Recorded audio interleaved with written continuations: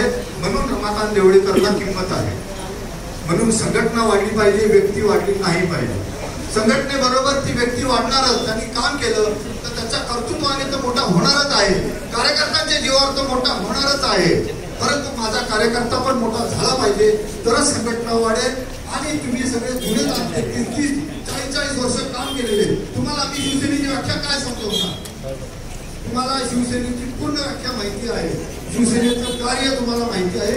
तुम्हाला फक्त पाठबळाची गरज पाहिजे, तुम्हाला पाठीवर थाप पाहिजे शाबासकीची, तरच तुम्ही पेटून उठणार, तरच तुम्ही धडाडीने काम करणार. आणि आताही तुम्ही काम करत आहात. छत्रपती शिवाजी महाराज की जय भवानी, जय भवानी. भारतीय घटनेचे शिल्पकार परमपूज्य डॉक्टर बाबासाहेब आंबेडकर यांच्या वतीने कल्याण जिल्हा प्रमुख गोपाल आटे साहेबांना विनंती करतो त्यांनी पुष्पहार अर्पण करावं. परमपूज्य डॉक्टर बाबासाहेब आंबेडकरांचा.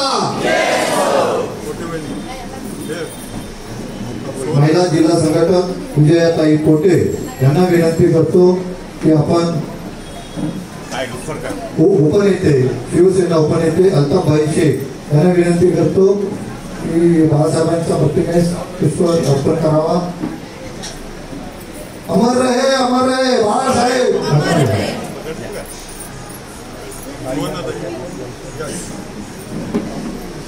ताईंना विनंती करतो गुरुवर्य धर्मवीर आनंद दिघे साहेबांना पुष्पहार अर्पण करावा. दिघे साहेब अमर रहे. धर्मवीर आनंद दिघे साहेब. रामचंद्र की जय श्रीराम. यांना आज हिंदुस्थानचा खरा खुरा वाघ म्हणतात. असं तमाम शिवसैनिकांचं दैवत, हिंदुहृदय सम्राट, शिवसेना प्रमुख सन्मान्य बाळासाहेब ठाकरे यांच्या ज्वाज्वल्यवादी हिंदुत्ववादी विचारांना मी मानाचा मुजरा करतोय.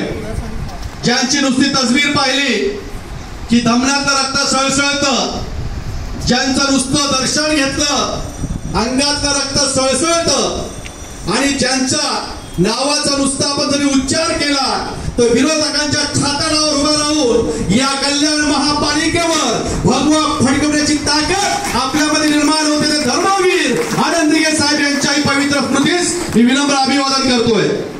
या राज्याचे प्रमुख, ज्यांना 12 कोटी जनतेनं आपलं कुटुंब प्रमुख मानलेलं आहे, जे संयमी नेतृत्व आहे, कुशल नेतृत्व आहे, सुसंस्कृत नेतृत्व आहे, त्या अशा राज्याचे सन्मान्य मुख्यमंत्री, शिवसेना पक्षप्रमुख आदरणीय उद्धवसाहेब ठाकरे यांच्या कार्यालयी मानाचा भेद म्हणजे काय?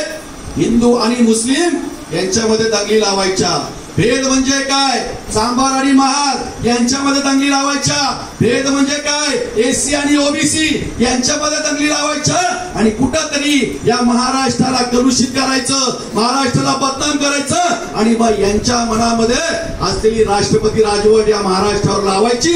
हे कटकारस्थान सुरू झालंय, हे आपण सगळ्यांनी ओळखलं पाहिजे. मी महाराष्ट्राच्या जनतेचे खरे आभार मानतो की भोंग्याचं राजकारण सुरू झालं, पण महाराष्ट्रातली जनता कुठेही रस्त्यावर उतरली नाही. तर 2 वर्ष कोरोनामध्ये नोकऱ्या गेल्या, 2.5 कोटी मुलांच्या नोकऱ्या गेल्या, धंदे गेले, रोजगार उडाले, कंपन्या बंद झाल्या, पण कुठेही त्यांना रोजगार देण्याचं काम केंद्र सरकारने केलं नाही.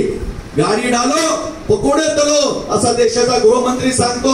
पंतप्रधान टेलिग्राफ ते बोलू शकत नाही, भाषण करू शकत नाही, यांच्याकडे कुठलाही अजेंडा नाही. त्यामुळे कुठेतरी आता महाराष्ट्राला शिवसेनेला मुख्य करून तुमच्या माझ्या बाळासाहेबांच्या दिघे साहेबांच्या शिवसेनेला बदनाम करण्याचं काम सुरू झालेलं आहे. काल सुद्धा रेड पाडल्यात, आताही रेड टाकण्याचे प्रयत्न आहेत. पण तुम्ही शिवसैनिक जेव्हा खंबीर असाल तेव्हाच कल्याण महानगरपालिका पुन्हा एकदा भगवा फडकवेल, हे आपण प्रत्येकाने लक्षात ठेवलं पाहिजे.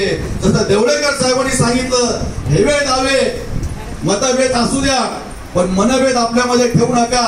मनभेद असली तर त्याचं पाप आपल्यालाच लागेल. उद्या दुर्दैवानं तर कुठला पक्ष या महापालिकेच्या दिशेने सत्तेवर जायला लागला तर तुमच्या मनाला कुठल्या यातना होतील, तुमच्या मनाला कुठल्या वेदना होतील हे आताच तुम्ही लक्षात ठेवलं पाहिजे. जो भगवा, जो छत्रपती शिवरायांचा भगवा, जो बाळासाहेबांचा भगवा, जो दिघे साहेबांचा भगवा आपण प्राण पलीकडे जपत आलोय 25 वर्ष, तो आपल्याला असाच जपायचा आहे. आपल्या मनातला भगवा पुन्हा एकदा कल्याण महानगरपालिकेवर फडकवायचं ही शपथ आज शिवसंपर्क अभियानाच्या निमित्तानं तुम्ही घेतली पाहिजे. जून आता उजडेल, जुलै, ऑगस्ट, सप्टेंबर, ऑक्टोबर मध्ये इलेक्शन लागतील. दिवस कमी राहिले, घोडा मैदान दूर नाहीयेत, रणशिंग फुंकली गेलेली आहेत आणि आता या कल्याणमध्ये रणधुमाळी जेव्हा उडेल, एका धुराळा उडेल, तो धुराळा फक्त भगव्याचाच असला पाहिजे.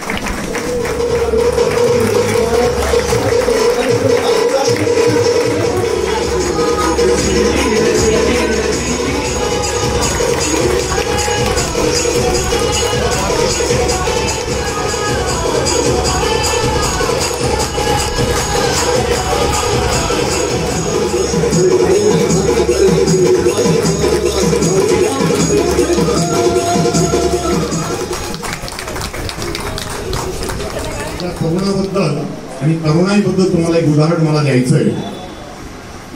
त्यांचं उदाहरण म्हणजे माझ्यासमोर बसलेले ते महेश गायकवाड आहेत. आम्ही 60च्या जवळ पोचलेलो आहोत. पिकलेलं पान आहे, कधी गळू शकतो.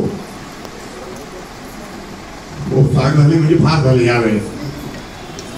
तर महेश गायकवाडांनी एक मोठं काम केलं होतं तुमच्या कोरोनाच्या वेळेला. एका हॉस्पिटलमधून एका महिलेला डिस्चार्ज देत नव्हते काही बिला बाबतीत. त्यानंतर महेश गायकवाडांनी त्यांना उचलून बाहेर आणलं आणि त्या रुग्णालयाविरोधात ते लढले. म्हणून आम्हाला तरुणाईची जास्त गरज आहे आणि तरुणाईने आमच्या समोर घ्यावं, जेणेकरून आम्ही आमचा पदभार त्यांना देऊ आणि आम्ही आता थोड्या वर्षानंतर आराम करायला मोकळे होऊ. आदिशक्ती चित्रता भवानी, महाराष्ट्राचा आराध्य छत्रपती शिवराय, वंदनीय सेनापती बाळासाहेब ठाकरे यांना अभिवादन करतो.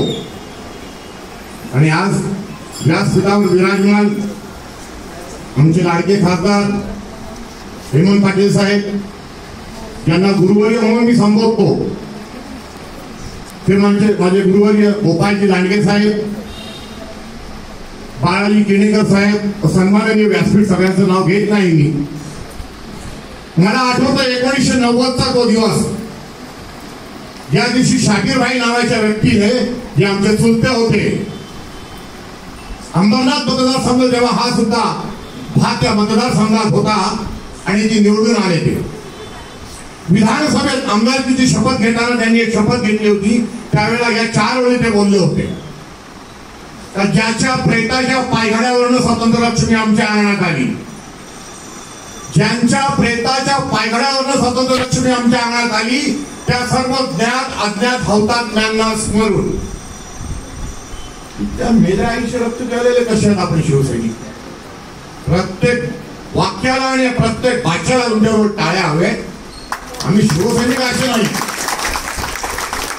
त्या ओळीमध्ये थोडा बदल करून मी म्हणतो, ज्यांच्या प्रेताच्या पायघड्यावरनं ही मुंबई अखंड महाराष्ट्राला पुन्हा मिळाली, त्या समस्त 106 हुतात्म्यांना स्मरून आज मुंबई महाराष्ट्र नव्हे, अख्खा भारत देश फार कठीण काळातून जात आहे. मी 106 हुतात्म्यांचं बलिदानाची गोष्ट का तुम्हाला सांगितली. या मुंबईवर ज्या राज्यकर्ते दिल्लीवर बसले, त्यांचा डोळा त्यावेळेला मुंबईवर होता आणि मुंबईला लुबाडण्यासाठी, मुंबईला आपल्या ताब्यात घेण्यासाठी त्यांनी 106 जणांचं बलिदान दिलं. ते बलिदान आपल्या महाराष्ट्राने दिलं. त्या सगळ्या धर्माचे, सगळ्या जातीचे लोक. माझ्या राजांनो, आज यांना महाराष्ट्र उलगडून घ्यायचं आहे. म्हणून आमच्या नेत्यांवर, आमच्या मुख्यमंत्री जे काम करतात त्यांच्या कामाला, ते कामाने उत्तर देऊ शकत नाही. म्हणून वेगळ्या खोट्या नाट्या आरोपांनी ते आम्हाला खेची करू पाहत.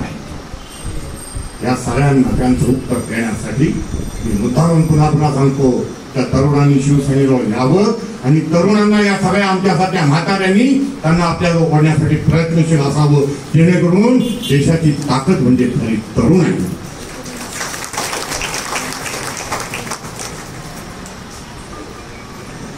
आता एक नवीन राज्यकर्ते दिल्लीवर येऊन बसले आणि आम्हीशाही संपवली, माफ करा, आम्ही मोगलशाही संपवली, आम्ही निजामशाही संपवली, आम्ही आदिलशाही संपवली. आज एक अमीरशाही नावाची अवलाद त्या दिल्लीच्या तख्तावर येऊन बसलाय आणि तो म्हणाला, त्याने तिथं फतवा काढला तर महाराष्ट्रात आणि शिवसेना संपवा. त्याने फतवा काढला महाराष्ट्रात आणि शिवसेना संपवा. आणि अफजल खान रूपी फडणवीसाने तो विडा उचलला आणि तो महाराष्ट्रात आलाय शिवसेना संपवण्यासाठी. खासदार साहेब, आमच्या निमित्ताने, आपल्या निमित्ताने आम्ही त्यांना सांगू इच्छितो, आमचा संदेश तिथपर्यंत आपण पोहोचवा. तर मोगलांच्या अवलाद्याने दिल्लीत जन्म घेतलाय तर छत्रपती शिवरायांच्या माळेने महाराष्ट्रातले बाळासाहेबांचे शिवसैनिक म्हणून जन्म घेतलाय. तुझा कोथळा काढल्याशिवाय आम्ही गप्प बसणार नाही, कोथळा काढल्याशिवाय गप्प बसणार. की जरा सी चिंगारी सीने में बड़ी हो जाती है, छोटी छोटी फूलों की लड़ी लोहे की कड़ी हो जाती है, छोटी छोटी फूलों की लड़ी लोहे की कड़ी हो जाती है. ए दोस्तों, तुम तो इंसान हो. ए दोस्तों, तुम तो इंसान हो. पत्थर भी जमा हो जाए अगर तो दीवार खड़ी हो जाती है, दीवार खड़ी हो जाती है. या उपस्थित असलेले सर्व सन्माननीय शिवसेनेचे पदाधिकारी, सर्व शिवसैनिक बांधव, माझ्या इथं बसलेल्या सर्व माता भगिनी आणि सर्व युवसेनेचे आमचे तरुण मित्र, सर्वप्रथम आपल्या समोर नतमस्तक होतो, मानाचा जय महाराष्ट्र करतो.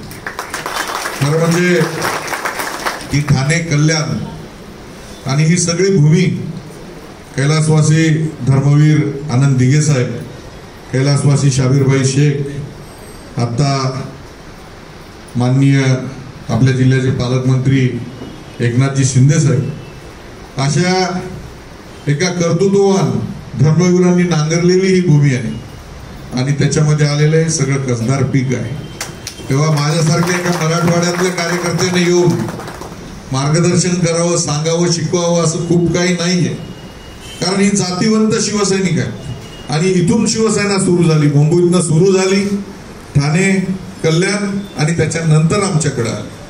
मला आपल्याला सांगायला अभिमान वाटतो अल्ताफभाई, आपले जरी शाबीरभाई काका असले तरी 1990ला ते शिवसेनेचे नांदेड जिल्ह्याचे संपर्क प्रमुख होते आणि शाबीरभाई शेख यांनी आमच्यावर शिवसेनेचा संस्कार त्या काळामध्ये घडवला.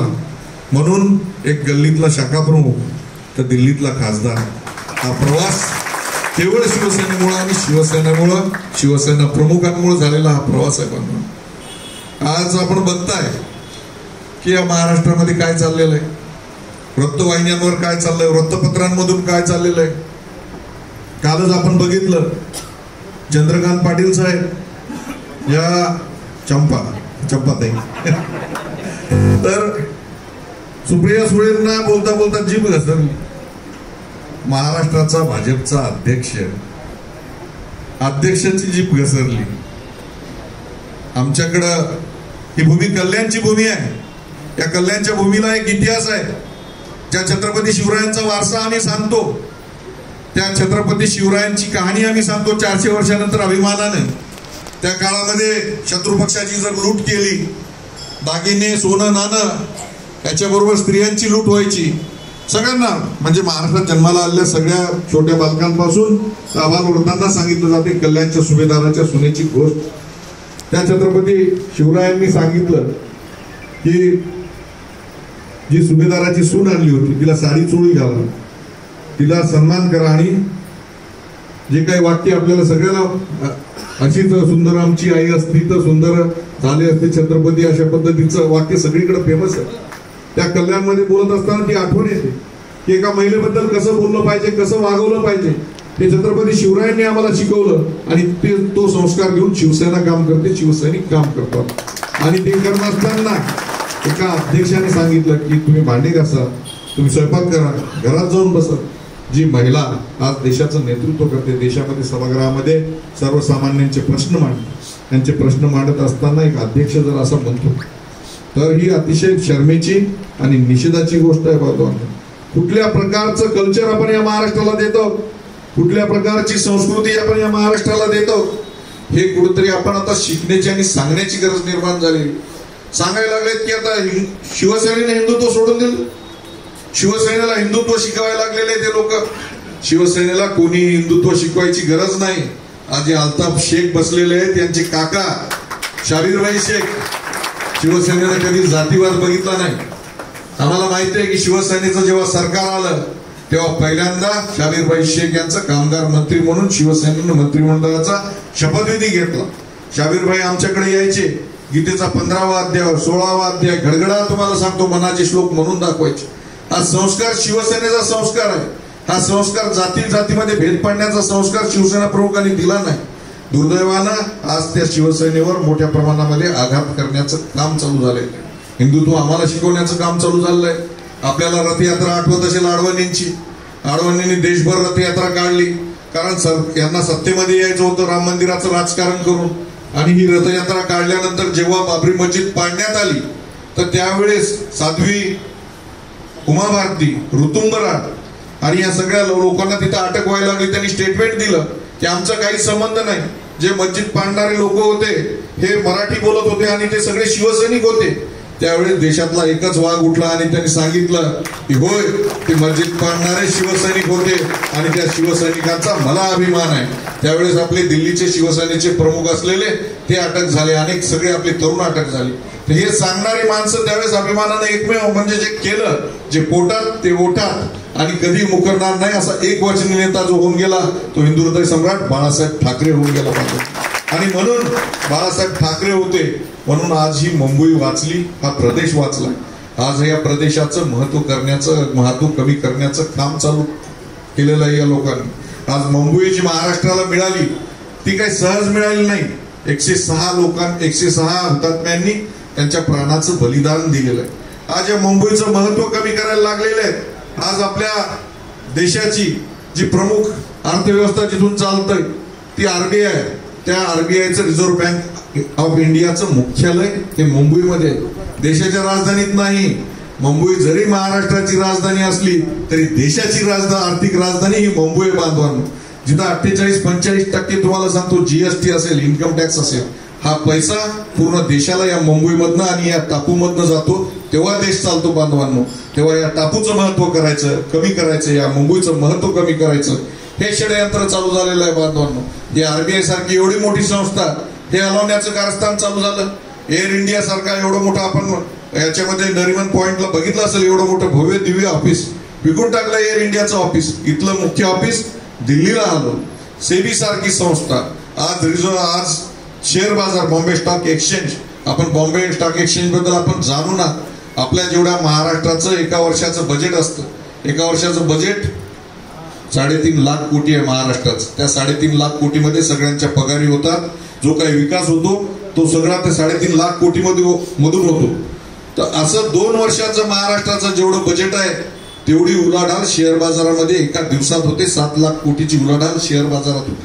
हा शेअर बाजार अहमदाबादला नाहीच. म्हणून तुम्हाला सांगतो या लोकांनी गाठ घातलेला आहे. आज खरी गरज या महाराष्ट्राला काय? या कल्याण नगरीमध्ये माझे नातेवाईक राहतात. मी पहिलेपासून इथे यायचो, शाबीरबाईंकडे इथे यायचो. इथं बसणारी मंडळी, काम करणारी मंडळी आहे, कष्टकारी मंडळी आहे. ही मंडळी मी बघतो लांडगे साहेब सकाळी 4ला माणसंही उठतात. 4ला उठून आमच्या माता भगिनी त्यांच्यासाठी डबा करतात. सगळेच लगेच सकाळी 5-6ची ते लोकल पकडतात, दिवसभर काम करतात, रात्री तिथून 6-7 वाजता निघतात, रात्री 8-10 वाजता घरी येतात. ही माणसं झोपतात कधी, उठतात कधी, संसार कधी करतात, लेकरा बाळामध्ये कधी राहतात, याच्याबद्दल कोणी काही विचार केला नाही.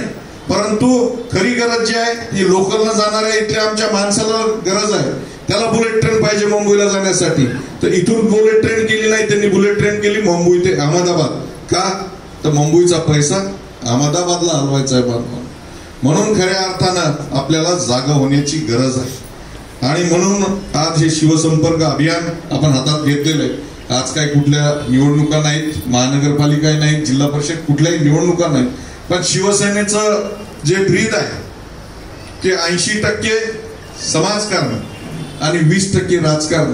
कैलासवाची आमचे राजेंद्र देवळेकर साहेब समाजाची सेवा करत असताना करोनाचे पेशंट नेत तुम्हाला सांगतो त्यांना स्वतःला करोना झाला आणि त्याच्यामध्ये ते हुतात्मा झाले. अशा पद्धतीची शिवसैनिकांची एक मोठी साखळी आमच्या या महाराष्ट्रामध्ये प्रत्येक गावागावामध्ये लाभलेली आहे बांधवांनो. म्हणून शिवसेनेला समाजकारण काय, हिंदुत्व काय हे शिकवण्याची गरज नाही. आणि हे लोक आज तुम्ही बघताय की नवनीत राणासारखी बाई मातोश्रीला हिंदुत्व शिकवायला लागली. अशा बाळासाहेबांना देशाला हिंदुत्व शिकवलं. त्याच्या घरासमोर जाऊन बाई तुला हनुमान चालीसा वाचायची काय गरज आहे, तुझ्या घरामध्ये तू वाच ना. परंतु काहीतरी करायचं, खुसपट काढायचं, इथं भांडणं झाली पाहिजे, वाद झाली पाहिजे, अशांतता झाली पाहिजे आणि या महाराष्ट्रामध्ये दंगली पेटल्या पाहिजे. अशा पद्धतीचं षडयंत्र या महाराष्ट्रामध्ये या विरोधकांनी चालू केलेलं आहे. राहुलभाईंना सांगितलं की आता 2.5 वर्ष झालेले तरी सरकार पडत नाही. साम दाम दंड भेद वेगवेगळ्या पद्धतीनं दडपायचा प्रयत्न चालू केलेला आहे.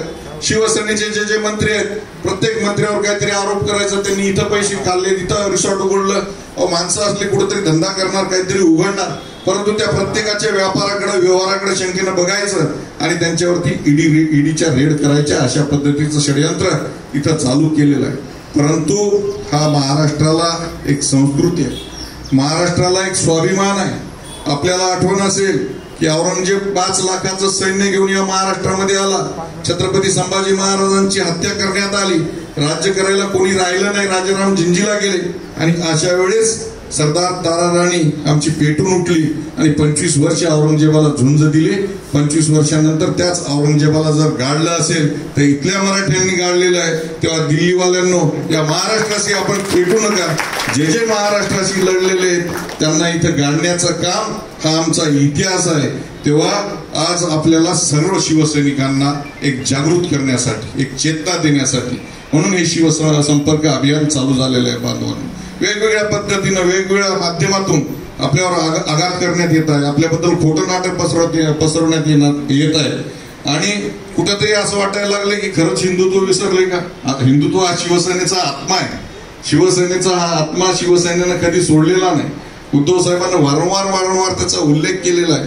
तेव्हा आजचे खरे प्रश्न काय, आजचे खरे प्रश्न त्यांना लोकांना जाणून द्यायचे नाहीत. इथे आमच्या माता भगिनी बसलेल्या आहेत. यांनी मोठी योजना आणली, उज्ज्वल गॅस योजना. मागच्या याच्यामध्ये 450ला सिलेंडर होतं, आता ताई सिलेंडर केवढ्याला झालं, 1000 रुपयाला. हा मुख्य प्रश्न आहे की नाही तुमच्या पुढचा. दररोज स्वयंपाकासाठी सिलेंडर लागतं. 450 रुपयाचं सिलेंडर 1000 रुपयावर नेलं, त्याच्यावरती कोणी बोलत नाही. आमचं पेट्रोल डिझेल 80 रुपयाला होतं, दररोज आम्हाला गाडीमध्ये पेट्रोल भरावं लागतं, ते 110 रुपयावर नेलं, त्याच्यावर तुम्ही कोणी बोलत नाही. हे जे मुख्य प्रश्न आहेत या प्रश्नावरचं लक्ष तुमचं सर्वसामान्यांचं दूर करण्यासाठी रात्रंदिवस त्या वृत्तवाहिन्यांवर वेगळ्याकडे तुमचं लक्ष वळवायचं आणि मुख्य प्रश्न बाजूला ठेवून त्याच्यातले पैसे अडाणी अंबानीच्या कशामध्ये घालून पूर्ण मलिदा काढायचा. अशा पद्धतीचं काम या लोकांनी चालू केलं.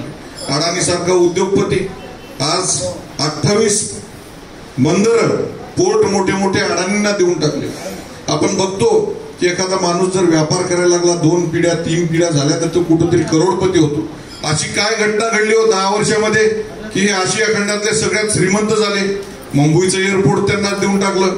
28 तुम्हाला सांगतो ते बंदर देऊन टाकले आणि परवा 30,000 कोटी रुपयाचं कोकेन यांच्या घरामध्ये सापडलं. आज ते शाहरुख खानचा मुलगा सुटला, एवढं छोटंसं लेकरू 18-19 वर्षाचं, त्याच्यावरती आरोप केला का 1 ग्राम सापडलं का काहीतरी सापडलं. 2 महिने टीव्हीवर चॅनलवर तेच चालू होतं. आता ज्याच्या बंदरामध्ये 30,000 कोटी रुपयाचं सापडलं त्याला काय केलं पाहिजे, फाशी दिली पाहिजे की नाही त्याला. ते यांच्या गळ्यामध्ये हात घालून दररोज जेवायला लागले टेबलावर बसून. तर अशा पद्धतीचं एक सरकार, दुष्ट सरकार तुम्हाला सांगतो या देशावर बसलेलं आणि जे त्यांच्या बरोबर जाणार आहेत त्यांना बरोबर घ्यायचं आणि जे विरोध करतायत त्यांच्यावर साम दाम दंडभेद केंद्रीय यंत्रणाचा वापर करून त्यांच्यावर अत्याचार करून त्यांना नष्ट करायची एक पद्धतीची मोहीम मोठ्या प्रमाणामध्ये या महाराष्ट्रामध्ये चालू झालेला आहे. हा आत्ताच राहुलभाईने घोषणा दिली की धर्मवीरांचा जिल्हा आणि शिवसेनेचा बालेकिल्ला हा शिवसेनेचा बालेकिल्ला आहे आणि हा शिवसेनेचा बालेकिल्ला पुढे सुद्धा राहणार आहे. तेव्हा आपल्या सर्वांनी कुठल्याही प्रकारे विचलित न होता ज्या पद्धतीनं आतापर्यंत छत्रपती शिवरायाचा भगवा ध्वज आपण फडकत ठेवलेला आहे त्या पद्धतीनं याच्या पुढील निवडणुकांमध्ये सुद्धा आपण छत्रपती शिवरायांचा भगवा ध्वज फडकत ठेवावा एवढंच आवाहन करतो आणि थांबतो. जय हिंद, जय महाराष्ट्र. आणि असं वाटायला लागलंय की आता येणाऱ्या निवडणुकीमध्ये 25 पैकी 25 नगरसेवक निवडून येणार आहे. त्याच पद्धतीने आता सर्वजण काम करणार आहेत.